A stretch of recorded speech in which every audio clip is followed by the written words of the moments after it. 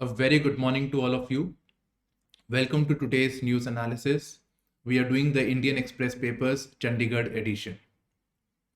Now, from today's newspaper, there were two topics that could have been, there's a priority topics that we have today. So, one is about the Uniform Civil Code, which is important from the point of view of GS2. And we had an explainer on relating to the monsoons. This was about the relationship between Indian Ocean dipole and the El Nino effect. So all these Indian Ocean dipole, El Nino, ENSO, so all these topics are important and they can be asked in the GS1 paper. So this we need to focus well and prepare them. We should prepare a model question on them and write answers. So that is the best way to prepare these topics. And once that is done, we will not have to go through the news every day, just a quick brush up and that is sufficient. Now coming to the front page, Prime Minister pushes for the Uniform Civil Code, accuses opposition of instigating Muslims. Fine. Now, first of all, a quick recap about the Uniform Civil Code, what this thing is. So, Uniform Civil Code was provided for in the Directive Principles of State Policy, namely Article 44 of the Constitution. So, it provides for implementation of the Uniform Civil Code. Now, why are we talking about it? You see, in our country, in any country actually, there are various communities, mainly on the grounds of religion, like Hindus, Muslims, Sikhs, Christians, right? So multiple communities are there based on their religion, and each community is governed by their own set of personal laws. The personal laws that are derived from customs, religion, etc. So they are specific to the particular community. Hindus have their own set of systems, Muslims have their own, Sikhs have their own, like that. And the personal laws that we are concerned about at the moment, these are something like issues of marriage, right? Marriage, divorce, inheritance, adoption. So such subjects are being talked about. Yeah. So when we talk about the Uniform Civil Code, we are saying that all these personal laws that are there for different communities, they should be unified. They should be unified. They should be common for all communities. That is Uniform Civil Code. It is in the name itself, UCC, uniform. So yeah, so that is the idea. Now, when we talk about personal laws, in general, since they are coming from the customs from a very old time, so we live in a patriarchal society. So we see a sense of gender injustice also. For instance, in matters of divorce, for example, in the Muslim religion, there is the custom of triple talaq. So there is an ease of giving divorce. It's very, very easy and it is in favor of the husband. So there is a problem with reference to the gender. The women are disadvantaged. Likewise, in terms of inheritance, no matter which religion we talk about, the women are disadvantaged as compared to the men. The men get preference when it comes to matters of inheritance. So it is not just about having a uniform law for different communities, but it is also about addressing the issue of gender injustice. Okay, so that's the main theme. Now we should also do a quick recap. There was this law commission that was set, and it was looking into the issue of bringing in the Uniform Civil Code. And this law commission said that the Uniform Civil Code at this juncture, at this stage, is neither necessary nor desirable. It is not desirable. Why? It says that over the years, be it through judgments, be it through laws, time to time they have been passed, there have been considerable changes that have been made. So we really do not need it. In fact, what we really want at this point we can do is, each religion has their own set of personal laws. So the personal law of each religion can be modified. So rather than having a uniform civil code, modify the problematic issues in each personal laws and address them. So that is the idea of the Law Commission. They say that this will be good, this will bode well, it will address the concerns of different community. At the same time, it would be a reformative approach. So this is what I have summed up on the Uniform Civil Code. It's very easy to get a definition of this. You need to know the definition. Plus, do read Article 44 of the Constitution. Important judgments also can be referred to. And besides this, we had actually had a very simple question in 2015, which was simply asking, read question number 1, discuss the possible factors that inhibit India from enacting for its citizens a uniform civil code as provided for in the directive principles of state policy. So this is it. Now, one more thing that was left. When we talk about the uniform civil code, the Muslims, there is one issue again over here. There was an Hindu code bill that was introduced. The Uniform Civil Code could not have been brought back in the day. There was opposition from the Muslims. So instead of this, there was the Hindu code bill that was introduced during the time of Nehru. And this sought to bring in reforms in the people deemed as from the Hindu religion. This included the Hindus, of course, Buddhist, Jains, and Sikhs. So these communities were covered under the Hindu code bill, and more or less their personal laws were unified. Right? They were codified. Sort of unification had been done, and this exempted Christians, Jews, Muslims, and Parsis. We normally hear about the Muslims, but there are some issues with the Parsis, Christians, etc. Particularly with reference to divorce, we keep hearing about them. Okay, so this was about the Uniform Civil Code. Now we move on to the next topic. This is important from the point of view of ethics. So out of the back room, Naveen's private secretary, and when we say Naveen, we mean the Chief Minister of Odisha. So his private secretary dons public role and holds public rallies.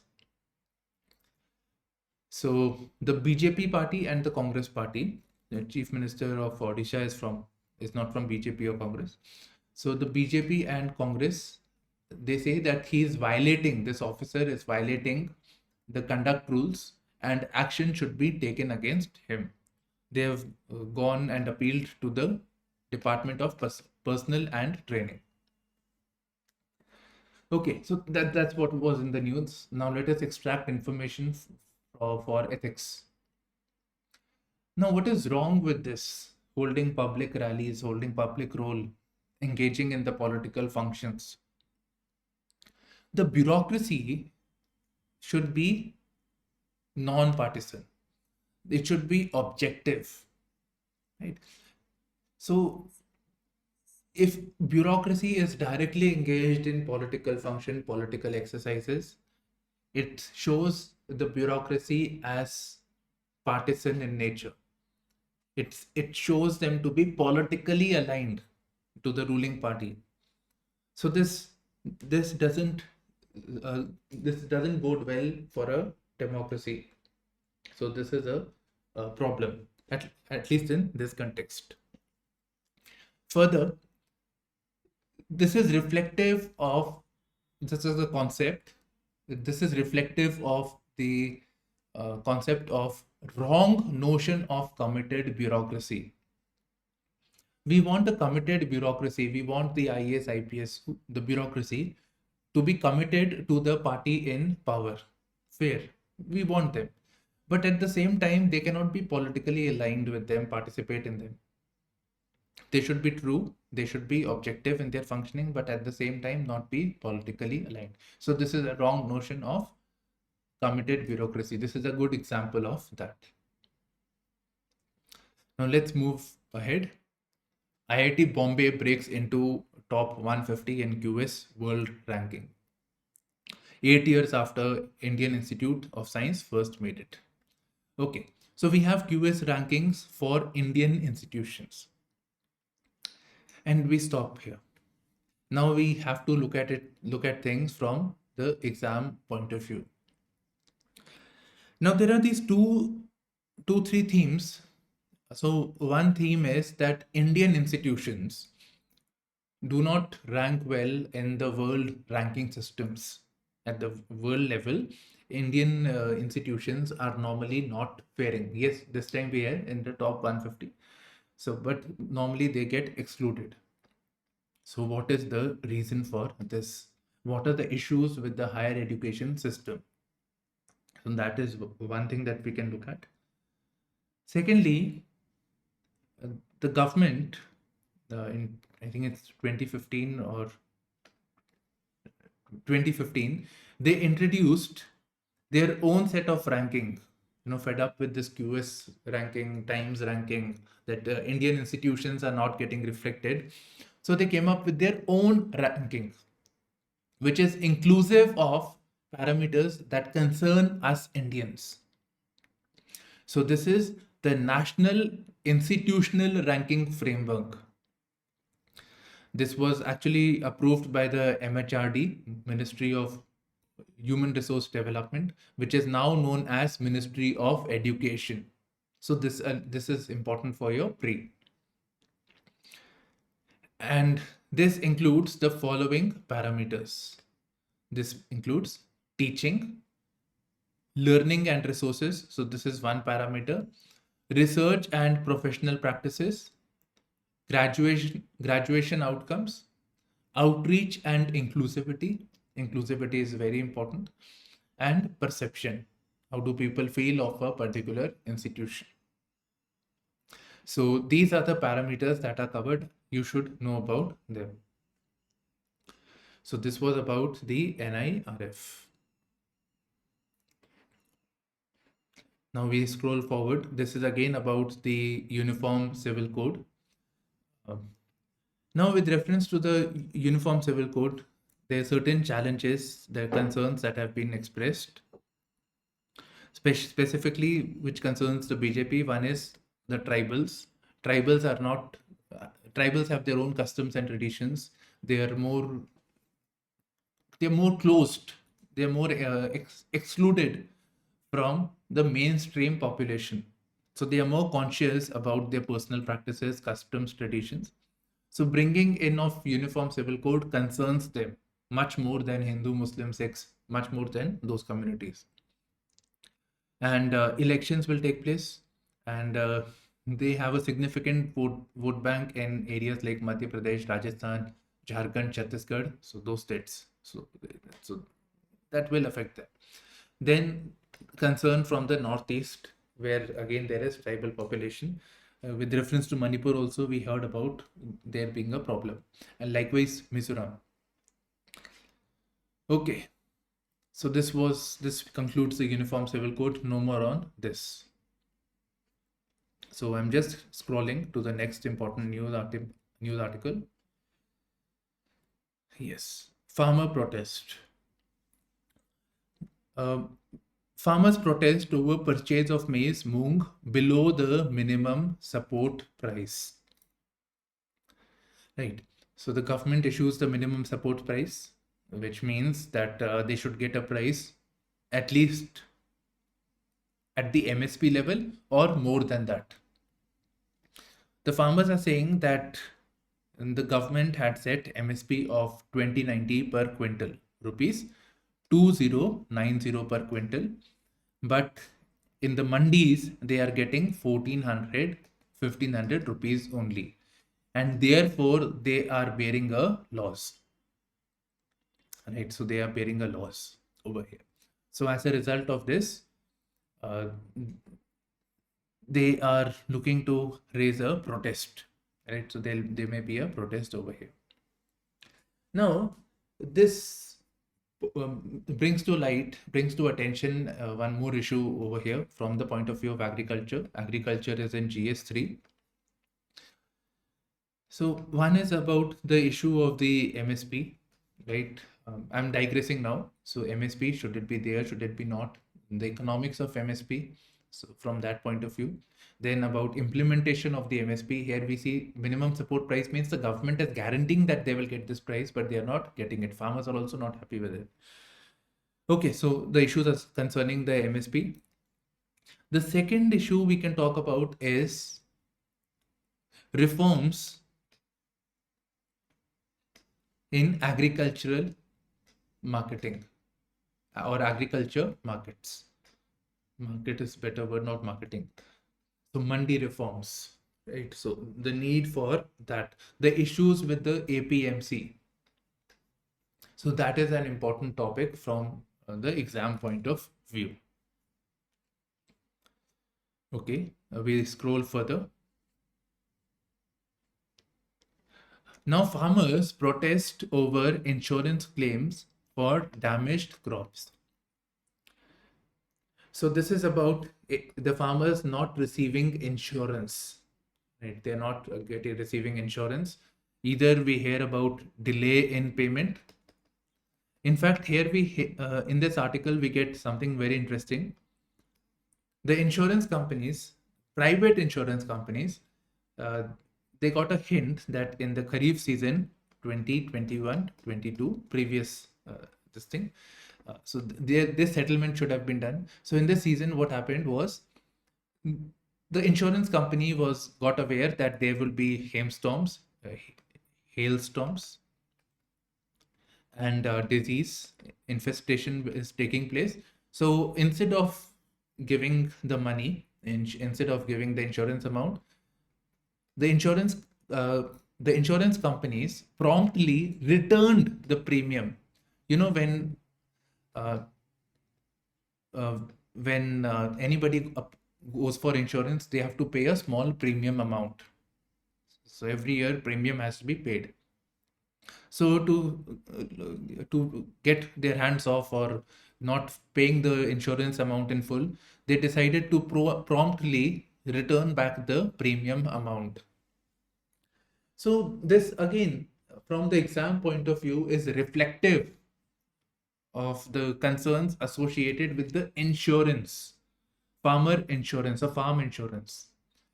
In fact, in the year 2015 or 16, there was a question that was asked about the issues, the need for farm insurance. Actually, it was framed as the vulnerability of the Indian farmers, and it was talking about the farm insurance, the need for it, and how the Pradhan Mantri Fasal Bima Yojana, the new scheme, in fact, Fasal Bima means insurance. So how this scheme will address the shortcomings in the farm insurance sector, how this scheme will help bring in more farmers under the ambit of farm insurance. So 2015-16, this was introduced. Now we are about 7-8 years from in 2023, 7 to 8 years. So yeah, so this topic is important. Assessment of this topic is also very important. What are the drawbacks, shortcomings? Today it is not mentioned, but this is something I just want to highlight at the moment. So farm insurance and standalone topic is important, and also the government scheme Pradhan Mantri Fasal Bima Yojana, the concerns associated with it. Next, we have about the regional news. With 85% of paddy transplantation left, timely monsoon blessing in disguise. Right. So for paddy cultivation, first of all, the plant is grown in a nursery, and then the grown plant is then sowed into the soil, and then it is flooded. You can see it is flooded. So timely monsoon will help in the sense that this will reduce the demand for groundwater irrigation. So this will help in that regard. Now, talking about this is important because it's not just about Punjab, etc. It's about Green Revolution and the concerns associated with it. See, we are not so much interested in what's there in the news, but taking out information for news. So again, GS3, Green Revolution. This belt, Punjab, Haryana, West UP, parts of Rajasthan, they were beneficiaries of Green Revolution. And here, paddy cultivation is taking place. This is an arid area, dry area, but paddy cultivation is taking place. Rice cultivation is taking place by using the practice of flooding of the fields. So in a dry area, paddy cultivation is not suitable. It is leading to groundwater depletion. So this is a shortcoming of this green revolution. And we get a fact over here that this is just specific to Punjab, that the rate of water extraction. See, monsoon, otherwise Bengal, Bihar, those areas are more suitable for paddy cultivation where there is more monsoon. But Punjab, no, Punjab, Haryana, these are arid areas. So they get water from groundwater irrigation. Now, using groundwater irrigation for flooding of the fields, naturally, this affects the availability of groundwater, depletion of the water table. So these are concerning. In fact, we have a very important, interesting point. You can note it down for your future answer writing. So it says the rate of water extraction in Punjab is 1.66 times higher than rate of its replenishment. So about 66% more than what is the amount of water that is coming in. So groundwater depletion is going on, and as a result of this, we have to dig deeper and deeper to get more water. So this means the depletion of the water table. And when we have to go dig deeper and deeper, when the water is coming from deeper levels, it is highly possible that this water is contaminated with heavy metals. And this causes various very serious diseases. So maybe one of the reasons why this region is also now known as the cancer belt. So pesticide along with this thing, they may be the reason. Now coming to the explained section of this newspaper. And before starting the today's analysis, I told you that this paper has two topics, one on Uniform Civil Code, which I've already discussed, and the other is on the Indian Ocean Dipole and its ability to limit El Nino. So Indian Ocean Dipole and monsoon. So that was the thing that I mentioned. And this topic is important from the viewpoint of GS1. So this is the topic that I am going to prioritize from today's explained section. Now to understand this, I will need to use a map, right? So we have to understand the correlation between the Indian Ocean Dipole and the El Nino. So for this, first of all, we have to understand how the monsoon works, basics. So during the summer months, in a normal year, during the summer months, there is creation, there is forming, there is heating that is taking place on this Indian subcontinent. And because of this, there is a creation of a low pressure zone. Right? Because of heating, there is creation of low pressure. Okay. Now, at the same time, there is high pressure in the Indian Ocean region. There is a high pressure over here.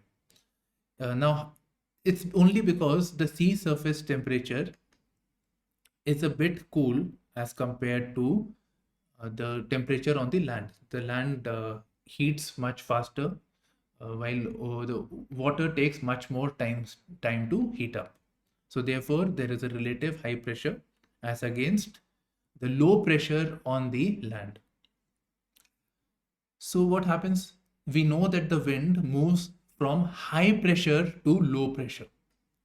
So the winds move from here to here, high pressure to low pressure. And this wind is coming from the ocean. It is carrying moisture with it, and it eventually precipitates in the form of rain. It's only in the Indian region. I've drawn it on Asia, but it's just on the Indian part I'm talking about. Okay, so that is how the monsoon typically works. Now coming to El Nino, the concept of El Nino. Before this, in a normal year or a non-El Nino year, there is something that happens in the coast of Pacific, a coast of Peru. Okay. So here there is this easterly wind flowing. Easterly means winds that are flowing from west to east.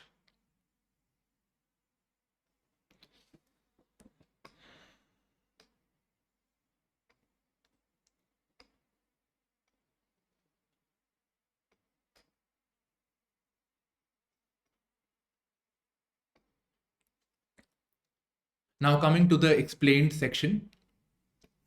Now before the start of the analysis today, I told you that there are two topics. One is the Uniform Civil Code, which is important. So there is an explainer on the same. I have explained it at the start actually, so I'm not doing it right now. And the other one is about Indian Ocean dipole and its potential to limit El Nino effects. So Indian Ocean dipole, El Nino, so these are important topics, and obviously their impact on Indian monsoons. So important from the point of view of GS1. So this is the topic that I am going to prioritize from the explained section. Now for this, I need the help of a map. So let us understand with the help of a map. And before starting with anything else, we have to know how the monsoon functions. Now, typically during the time of the monsoon, there is a creation of a low pressure on the Indian subcontinent. Low pressure because during the summer months, there is a lot of heat. So this creates low pressure. So the land is warmer as compared to the sea. Therefore, we can call this as the high pressure area. So the ocean is high pressure. The water takes more time to heat up. So therefore, it is cooler as compared to the land. So this is high pressure. This is low pressure on the land. And we know that the winds flow from high pressure to low pressure.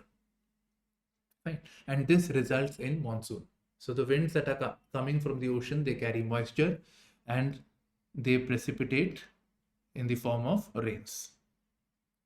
So that's how it works. Okay. So I'll just simplify. There is a creation of low pressure and high pressure, a basic mechanism of monsoon. Now coming to El Nino, let us see how El Nino affects us. It affects the monsoon. Now, El Nino concerns with the development of the eastern over the Pacific Ocean. Right? And in this region, there is the flow of easterly that is going on. That is the winds that are flowing from the east to west. They are emanating from east. That is why we are calling it as easterlies. So these winds that flow, they displace the surface water from the Peruvian coast. Here we have Peru. So this surface water is displaced and this accumulates on this part of the Pacific Ocean. That is the Western Pacific Ocean. Now the water that is getting displaced, this is the surface water. The surface water is receiving heat. So it must be warm, and this warm water is getting accumulated over this region. And because of this, there is creation ideal conditions for monsoons, right? Ideal conditions for rains, precipitation in this region. So this is the normal year. Now, when we come to the El Nino year, what happens is this easterly that I was talking about, this weakens. So the water is not displaced. Rather, we may see that the water that was accumulated over here, the warm water from this region, is actually moving towards the opposite direction, towards the Peruvian coast. So there is accumulation of warm water over here, and there is lot of rains that take place in this part of the world.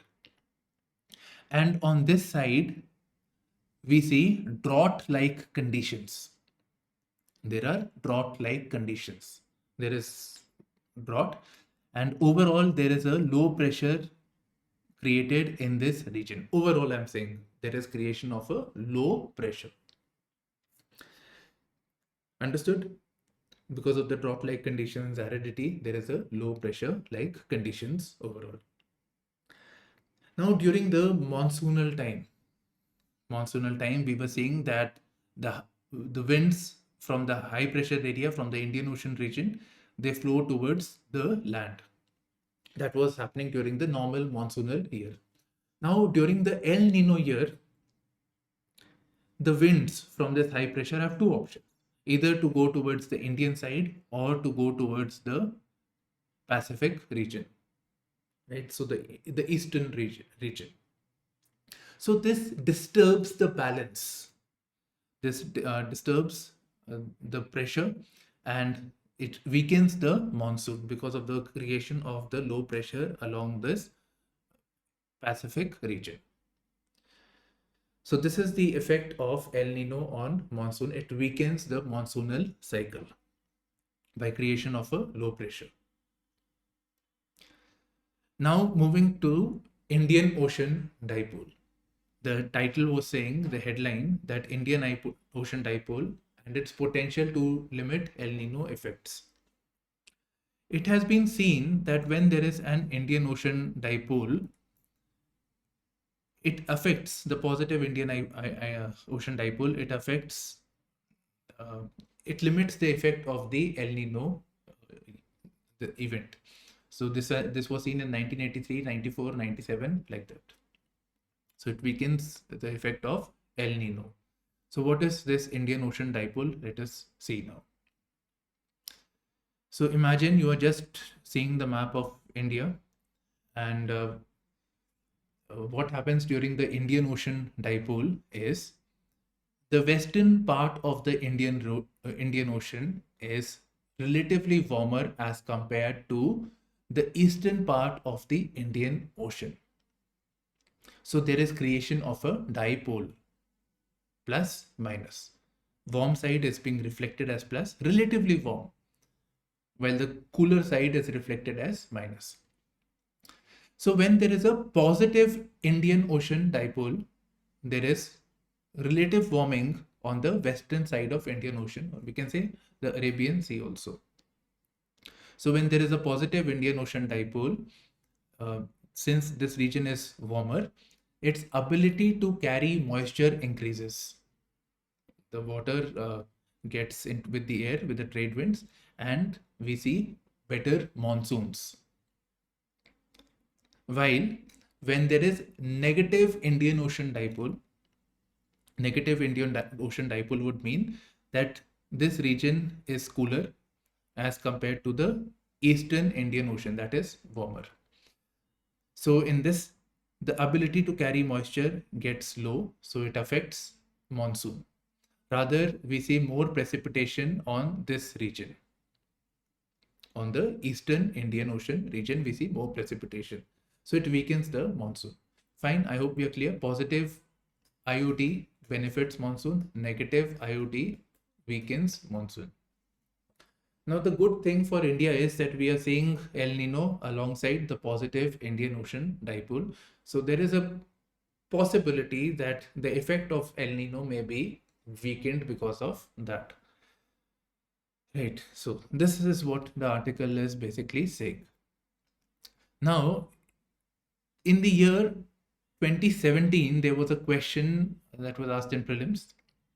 We can do this with reference to the IOD. Indian Ocean dipole, sometimes mentioned in news, forecasting the Indian monsoon. Which of the following statements are correct?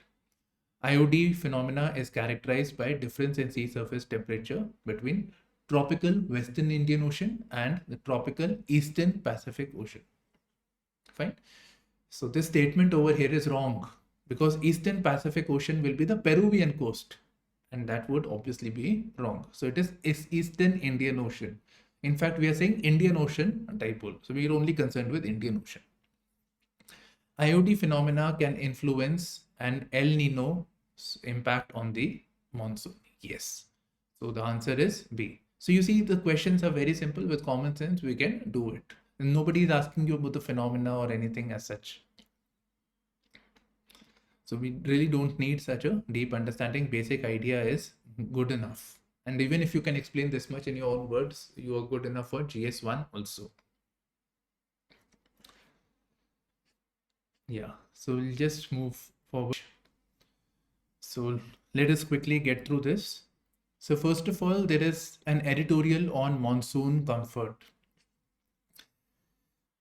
So we have been hearing about El Nino and that we will be having bad monsoon. We will have bad monsoon, but nevertheless, the Kharif season has started, and for Kharif season, the monsoons have been more or less timely. The rains that we have is timely, and it has covered about 95% of the country. So this is already covered, which is a good thing. So the sowing activity after that, the monsoons have helped us. We have already seen the news about paddy cultivation in Punjab, that monsoons have been timely and they are a great boon. Now we should not get complacent. What this editorial is saying is that yes, now we have these rains, but we should not be complacent because the threat of El Nino is still there, and the cultivation and the harvesting season continues till September end, the end of September. So we will still need monsoon, we will still need rains. So the food security aspect is still a matter of concern. Overall, for the time being, things have been good for us. Now, what has to be done? Right? We cannot force monsoons, we cannot force rains. So what should be done? So we should ensure that the food prices are kept in check. For that, availability of food should be there. So for that purpose, the government has already done good work in ensuring that there is good amount of imports of price sensitive edible oils, pulses. So that has been done. So such things should be continued in the near future as well.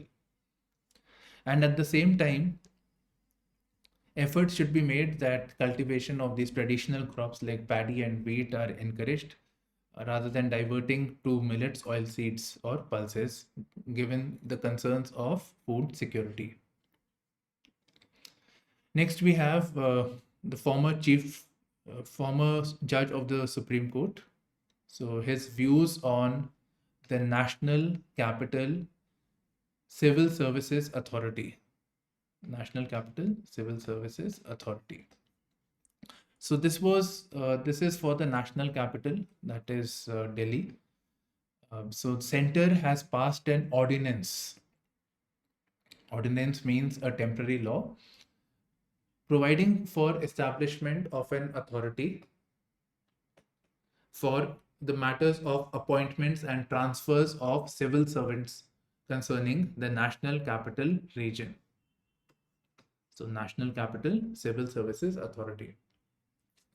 Now this authority will be chaired by the Chief Minister, and alongside him there will be two senior bureaucrats. So one is the Chief Secretary and other is the Principal Home Secretary, right? Principal Secretary for Home. So there'll be these two people, two senior civil servants. Now there are some concerns being raised about the establishment of National Civil Services Authority. The Delhi Chief Minister was not happy with this, saying that even though he's member of this body, the decisions are taken on the basis of majority. And these two civil servants, obviously they are junior to the CM, they are part of the Delhi government, but these two are not appointed by the chief minister himself. They are appointed by the lieutenant governor. And these two, the decision is taken on the basis of majority. So the viewpoint of the chief minister, the elected representative of the state, so his views can be overruled. So in this article, uh, the uh, the author is basically writing a critique on the establishment of National Civil Service Authority. So he's bringing out that what was the need to bring in this. It is an attack on the federal setup. That is, the center is telling the state how it should appoint civil servants. It is having a say on the matters of transfers, etc. This should be the sole domain of the state, elected representative of the state. Then what was the need for an ordinance? Parliament could have done it. Why did the center need to why was the need for an ordinance? What was the urgency to bring in this ordinance? So that is another question that is being put forth. So that's it on this.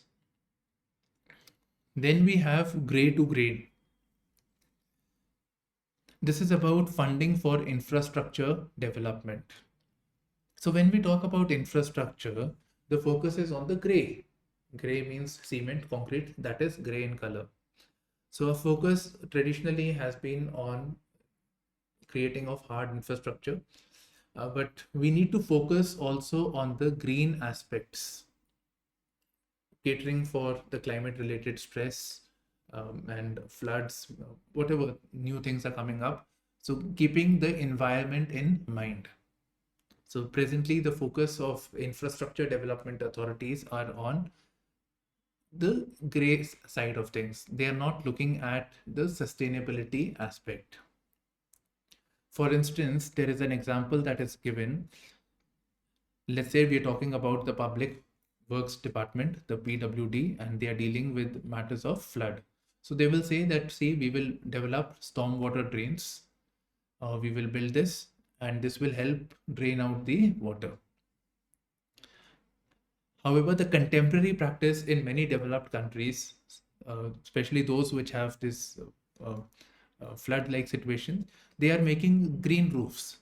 So on a house or an apartment, there is mud and greenery. Plants are grown over here.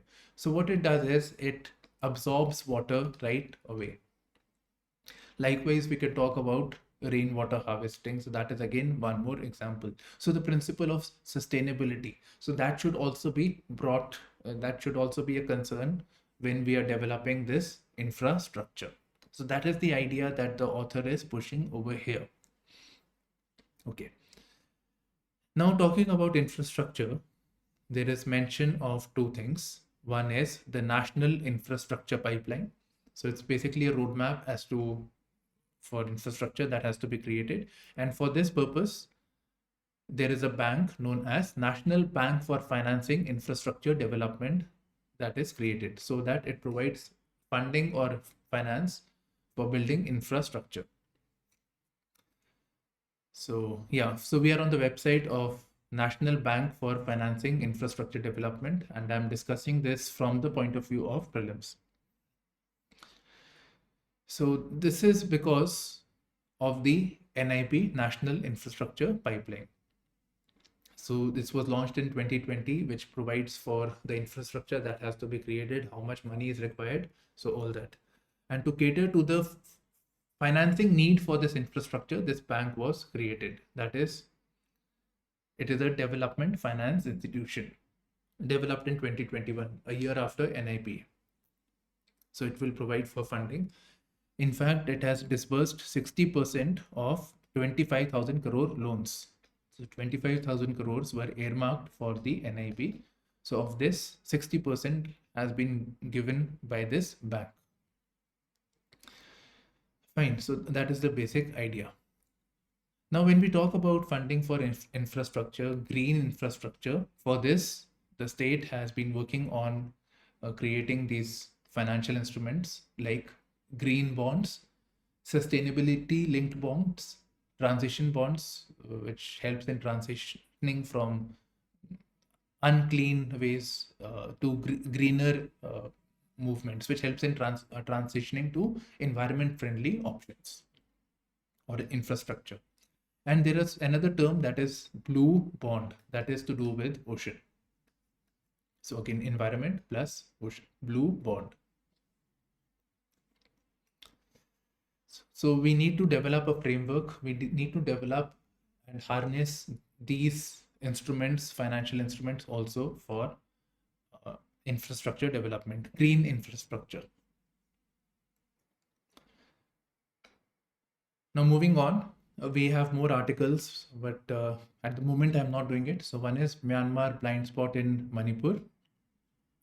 Then imagine the ideal museum and the partners of the global south. This is about India-Egypt collaboration.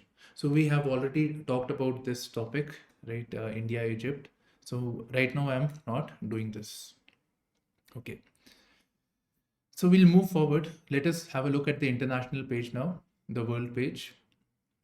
So again, we have a news with reference to Russia about the Wagner chief. So Wagner chief moves towards Belarus, and yeah, so he's exiled to Belarus over here.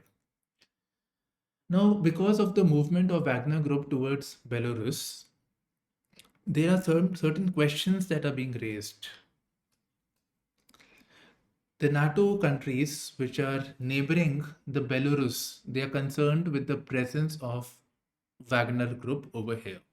So probably this could be, this could be set up for the next invasion. So the smaller countries like Latvia, Lithuania, they are concerned with this. However, Polish president has called this as a negative signal, that is the Wagner chief moving towards Belarus. Right? So that was the main concern that the neighbors had over here. So there is unease amongst the neighbors. Then there is a prison facility, Guantanamo prison. This is very famous. It is there in any of the US security movies that you see. So this is a prison facility and that is there. And there is a UN investigation group that visited, and they said they're concerned about the unfair or human right violations taking place in this prison facility. The US denies it. Okay. India caucus brings bill to fast track weapon sales. You know, in this US politics, US Congress, there are these groups.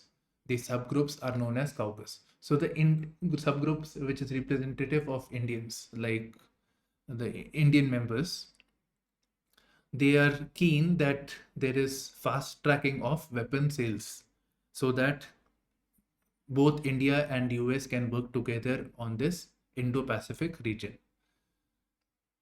So we have the names like Raja Krishnamurti, Ro Khanna, Mark VC. So these are some of the names. Andy Barr. So these are representative of India caucus. Right. Something about Trump. So former President Trump was in possession of some secret documents, probably about a secret document concerning Pentagon's plan of attacking Iran. So he was not supposed to be in possession. He is in possession of the document. He is supposed to have surrendered it back to the concerned authorities. But there was an audio tape that was released in which he's said to have been boasting that he has some classified documents about the government. So that's why he's in trouble. Now coming to the economy section. First of all, we have this news about current account deficit. Current account deficit, I hope you understand.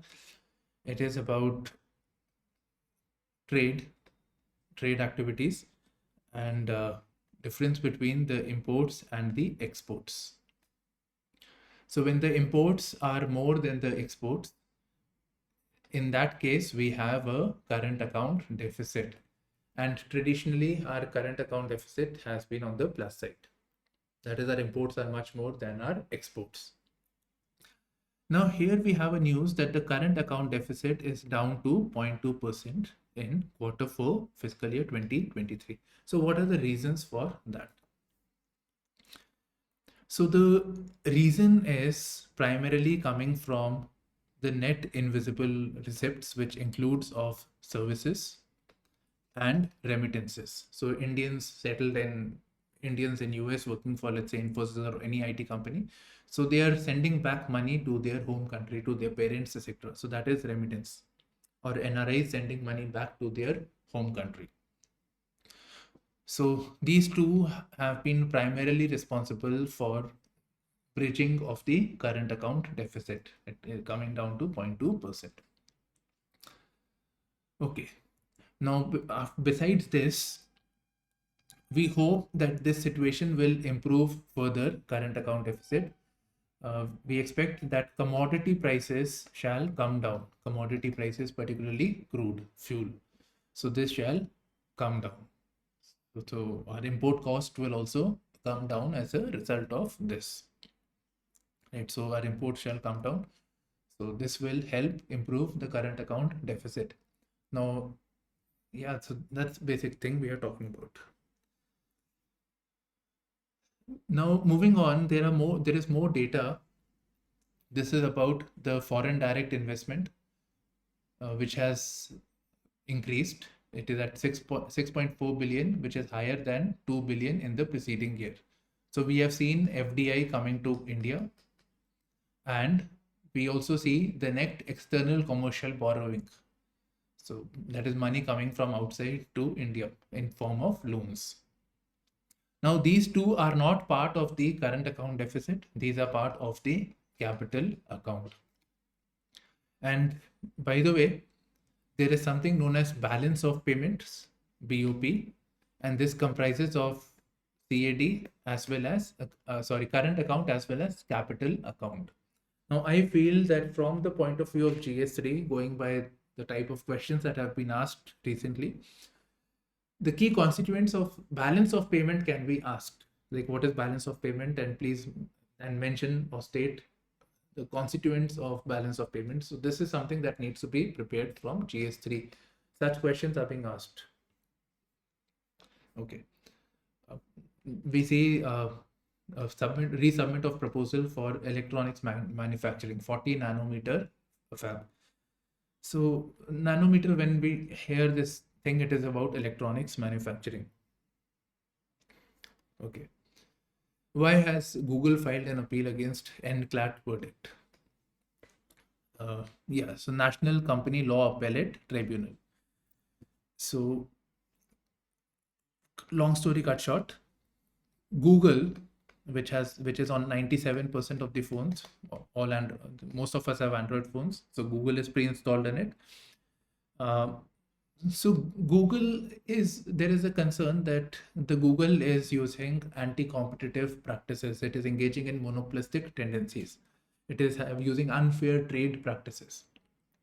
So the Competition Commission of India levied a fine on Google for these unfair practices or monopolistic practices, and a fine to the tune of 1,300 crores, 1,338 crores.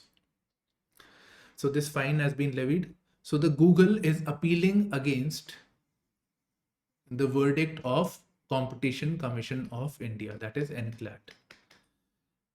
And the NCLAT is actually has gone by the viewpoint of the Competition Commission of India. Right. By the way, Competition Commission of India and NCLAT are statutory bodies. They were created by an act of parliament. Next, we have 68% of office space in India can come under REITs, that is Real Estate Investment Trust. Now, what is this? That's all we want to know. Okay, before that, REITs covers 10% of real estate. So we feel that there will be there will be greater penetration in the marketplace. So they will reach to 68% of office space or commercial space. Now, what is this REITs? So REITs is very similar to mutual funds. So mutual funds unit, we have shares, etc. So there is a fund house that is managing a portfolio of shares. So portfolio of shares are managed by a mutual fund house. So they do trading, buying, selling, etc. So they do it on behalf of retail investors, right? So instead of retail investors themselves engaging in buying and selling activities, they buy units of mutual fund, which is on a collectively basis they are trading in shares, and part of profit is given back to the retail investors. Profits, dividends, whatever they give, it is returned back. So mutual fund is trading on behalf. So mutual fund taps in resources from retail investors and trades. Now just remove this mutual fund house with REITs. So REITs is very similar to a mutual fund, and so they are taking in money from retail investors who do not have so much money that they can actually buy commercial properties. So they buy shares in REITs, and these people buy property, right? They have a lot more capital, so they buy property. So this property is then, whatever profit is there, this is then divided and returned back to the retail investors in proportion of the investment that is made, right? So this is basically aggregating money from the retail investors and then trading in property. So this is REITs. So this is it. So this concludes our news analysis. So today we got late. We plan to do it much sooner than this. But today's newspaper did require a bit more of study and work. So this is it. If you have any doubts, especially with reference to Uniform Civil Code and monsoon, please feel free to reach out to me. You have my number as well as the Telegram channel. So this is it. Bye bye.